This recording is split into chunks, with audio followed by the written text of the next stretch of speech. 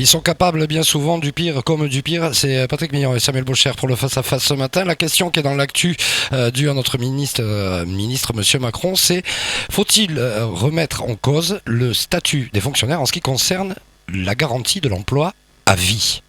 Alors, c'est pas tout à fait ce qu'a dit Emmanuel Macron, mais c'est vrai que le débat maintenant tourne autour de ça. Certains estiment que c'est on envoie un peu la cavalerie en avant pour voir le terrain comment ça réagit, etc., etc. Alors, est-ce qu'il faut changer le statut des fonctionnaires? Un fonctionnaire, moi je crois pas. Un fonctionnaire reste un fonctionnaire, il est payé par l'État. Qu'est-ce qui est plus dérangeant? Le fait qu'il ait un salaire garanti à vie?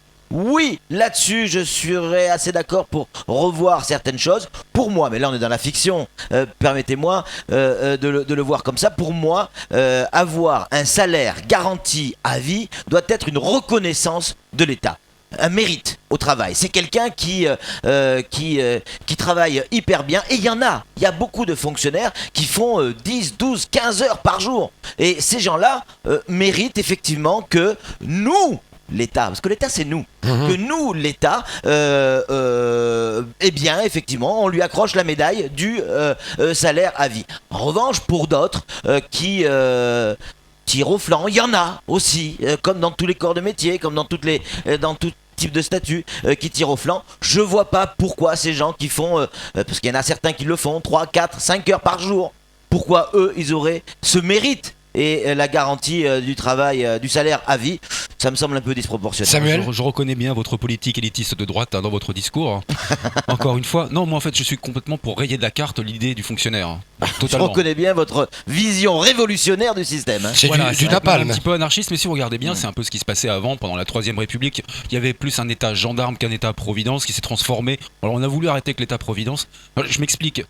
Je serais plutôt pour garder les outils de la nation, l'armée, la police, la gendarmerie, pour en effet assurer la sécurité et le maintien du droit. C'est une chose. Maintenant, puisqu'nous avons Yann Durosade qui est sur le plateau avec nous, il est permis de dire que dans le privé, les enseignants sont bien meilleurs puisque tout le monde veut y aller. Si tout le monde avait les moyens de mettre les enfants dans le privé, tout le monde irait. Donc voilà, il serait fait de privatiser l'enseignement, l'éducation, mais aussi de responsabiliser chaque service et chaque corps de métier par des contrats privés. J'entends ce que vous dites, mais quand vous prenez l'exemple de la police ou la gendarmerie, il y a d'excellents policiers, il y a d'excellents gendarmes. Attendez, je veux les préserver. Il y a d'excellents policiers, il y a d'excellents gendarmes. Mais il y en a certains, c'est aussi des tirs au flanc. Mais pardon, je sais que je vais en choquer quelques-uns, mais dans la police, il y a aussi des tirs au flanc. Dans la gendarmerie, dans l'armée, il y a des tirs au flanc. La fameuse chanson, on la connaît. Donc non, il y a des gens qui méritent effectivement cette garantie de l'emploi, ce salaire à vie. Il y en a d'autres qui ne le méritent pas. Ça ne retire pas le problème, parce que si on regarde par exemple la gendarmerie, comme je le tiens dans mon discours, on regarde la gendarmerie, il y a des tirs au flanc dans la gendarmerie, me dites-vous. Les méritants, eux, sont récompensés, les tirs au flanc ne le sont pas. Et c'est tout, donc ils resteront en bas de l'échelle. Maintenant, c'est pour ça, le statut de fonctionnaire, c'est justement responsabiliser. Les responsabiliser, à l'heure actuelle, la sécurité de l'emploi, elle est quasiment indécente dans notre système économique, dans notre schéma économique. Ça coûte très cher. Mais ça veut dire que vous êtes en train d'imaginer une espèce de rentabilité, c'est ça, rentabilité sur un fonctionnaire. C'est pas sa mission, justement. C'est pour éviter qu'il y ait, cette compétition avec le privé. On est dans le public, dans le service public. Allez, je prends un exemple audiovisuel, quelque chose que je connais un petit peu. Pour moi, je trouve totalement illogique qu'une chaîne du service public se mette en compétition avec du privé pour faire de l'audience. Non!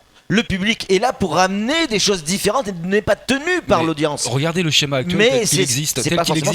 C'est une hypocrisie en fait, notre schéma tel qu'il est mis en place. Si vous prenez la caisse de sécurité sociale ou la caisse d'allocation familiale, ce sont des personnes qui relèvent du droit privé. Ce ne sont pas des fonctionnaires malgré tout ce que l'on peut croire. Ils assurent des missions de service public. Vous prenez le BRGM, ils ont la garantie du salaire. vous prenez l'INSEE. Ils ont la garantie de l'emploi.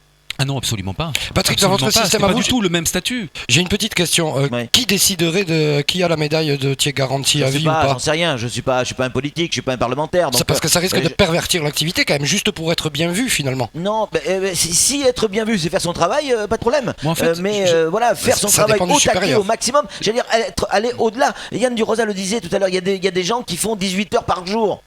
Mais ces gens-là, c'est vraiment des... C'est par semaine. Ou par semaine. Oui, c'était par semaine, Patrick, ne vous enflammez pas. Ces gens-là méritent pas. Faut peut-être pas exagérer non plus. Par mois. Ah bon? Non, par an.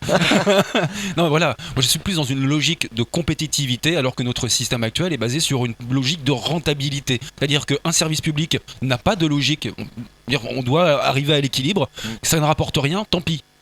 Et même tant mieux. C'est pour ça que ça s'appelle un service public. Hein. Et justement, les missions de service public, voilà, il faudrait peut-être justement les rentabiliser et les responsabiliser à l'heure actuelle. Ouais. Retirer aussi ce fameux principe de la nuitée que l'on connaît depuis des années et qui nous plombe dans l'économie tout simplement. Le système français, c'est d'une lourdeur monumentale. En conclusion, Patrick. En conclusion, juste un peu d'humour si vous me l'autorisez. Une petite blagounette qu'on nous envoie là-dessus. Est-ce que tu sais pourquoi les fonctionnaires ne dorment pas le matin au bureau?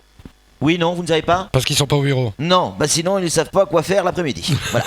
Non, c'était un peu d'humour. Ouais, c'était le face-à-face. Décidément, je vous l'avais dit. Je vous avais prévenu, c'était le face-à-face. Lamentable. Lamentable. Regardez le générique.